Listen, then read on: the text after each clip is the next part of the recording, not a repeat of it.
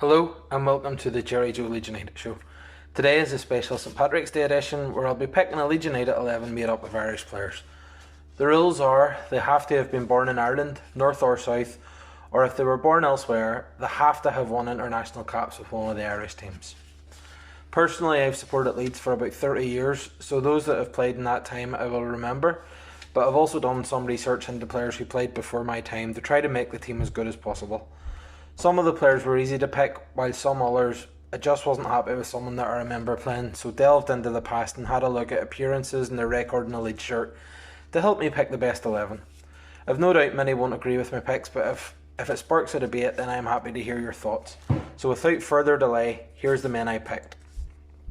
In goal, the recent options were Paddy Kenny or Bailey Peacock-Farrell, and to be honest, I wasn't a huge fan of either. So I went back over half a century and found my man.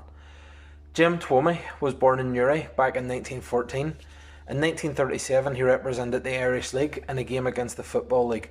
He played so well that several teams queued up to try to sign him, but Leeds won the race and he would go on to play 117 games in all competitions for the club between 1937 and 1949. While 117 games is a respectable return, he would no doubt have made a lot more appearances for the club if his career had not coincided with World War II. Right back was one of the easiest positions to pick. One of my favourite Leeds players ever, Gerry Kelly. Kelly made 531 appearances for Leeds, and while most of my hero stints at Leeds were short-lived, Kelly's was not. On his day, he was arguably the best fullback in the Premier League, and he was one of a small number who stayed when things began to go wrong at the club. For talent and loyalty, there aren't many better than Gerry Kelly. Centre-back was a bit harder to pick, and there could have been arguments for John McClelland or David O'Leary, but I don't believe they made enough appearances to warrant a place in the team. Instead, I've decided to roll back the years to select the man who was once voted in the 100 greatest Leeds United players ever, Wilbur Kush. Kush was signed in 1957 from Glenavon after being named Ulster Footballer of the Year, and like John Charles, who had just left the club, he could play centre-back or in attack. He became Leeds captain and was once described by Stanley Matthews as hitting you like a tank when he tackled you. In total, he played 90 games for Leeds and scored 9 goals between 1957 and 1960. The next one's a bit controversial, and I'll freely admit that I'm stretching things a bit, but hopefully it becomes clear later why I'm doing it. Ian Hart played left back for Leeds, but due to a lack of options, I'm putting him at centre back, a position he played more after leaving Leeds. Hart famously played in the Leeds defence alongside his uncle Gerry Kelly. He played over 288 times and scored a highly respectable 39 times for the Whites. He took penalties, which will account for a decent wedge of that tally, but it's his free kick taking abilities that will be best remembered for. He scored some excellent free kicks over the years, and if he had Uncle Gerry's pace, he would have been one of the best left backs in the world. With the left back slot being vacated by Hart, that leaves room for one of the most versatile players in football.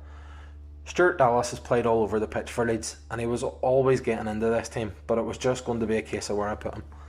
I felt the biggest weakness was at centre back, so I put Hart in there so I could get Dallas in at left back. I'm happy to admit that I didn't think Dallas would be able to play in the Premier League, but I'm even happier to admit that he has proven me completely wrong. Dallas has over 200 appearances to his name, and if he can keep playing like he has this year, there could be a lot more to come. I'm going with 3 in the midfield, and the first one is as easy as it gets. Johnny Giles would probably make it into most Leeds fans' greatest 11s regardless of nationality, so he has to make it into this one. I'm too young to remember him playing, but I've read numerous books and articles in the Don Revie era, and Giles was a vital cog in the machine that gave Leeds their most successful era.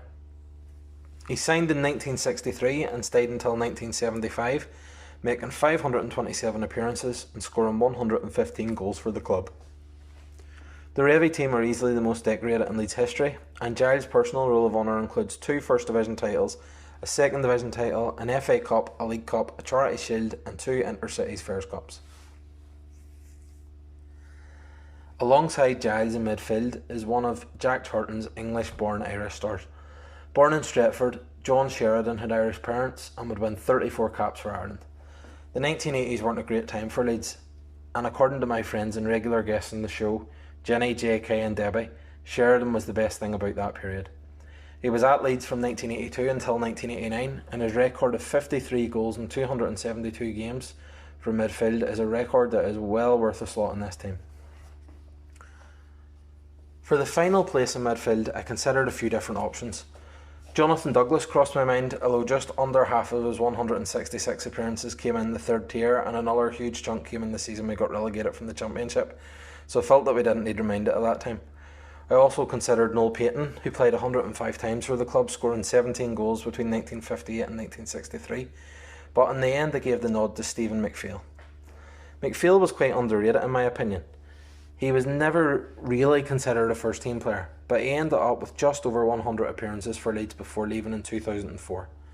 He was there during the Champions League run, and albeit a bit part player, he contributed to a good Leeds side that gave us some excellent memories. For the right wing, I'm going way back. You'll be hard pushed to find much coverage of Harry Duggan playing for Leeds, but his record is outstanding. He played 196 times for the club and scored 49 goals between 1925 and 1936. Signed from Richmond United in his native Dublin, he was snapped up by Leeds.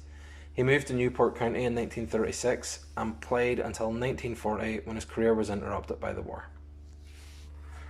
Opposite Duggan, I considered a handful of old-time options. Jimmy McCabe and Bobby Brown were on my list to fill the final wide position, but I decided to go with Davy Cochrane. Cochrane played more on the right, but like all good wide players, I've decided that he could do a job on the other side too. Cochrane joined Leeds in 1937 and was another who had his career interrupted by the war, but he was still able to play 199 games and score 39 goals for the Whites before leaving in 1951. Finally, I have to choose my number 9, and it's a straight shootout between the best strikers from both Northern Ireland and the Republic of Ireland. David Healy and Robbie Keane are record goal scorers for their respective teams and both played for Leeds. Healy was there between 2004 and 2007 and scored 31 goals in 121 games in the Championship. Keane wasn't at Leeds for as long as Healy, but his record was more impressive. He netted 19 times in 56 appearances for a record of around 1 goal in every 3 games, while Healy only managed 1 in 4. Keane was also at the club in the Premier League days, and it's for that reason that he's getting the nod up front. While I couldn't find a place for him in my starting 11, I decided to make space in the bench for David O'Leary, and I don't mean as a substitute.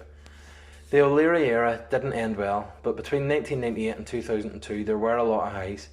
O'Leary brought through a generation of young talent, and while the real hard yards would have been done by their youth coaches, he still had the guts to play him, and his baby's done him proud. Sadly, the book was the beginning of the end, and whether it was him or Peter Ridsdale at fault, the financial implosion happened in their watch, so their reputations are tainted. But watching Leeds United go toe-to-toe with some of Europe's giants remains one of my favourite memories of my teenage years.